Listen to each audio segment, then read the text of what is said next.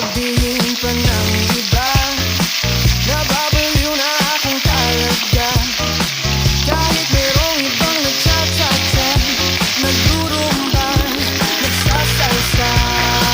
Pwedeng sabihin nyo to sa kanya, ang puso ko'y nahihirapan na.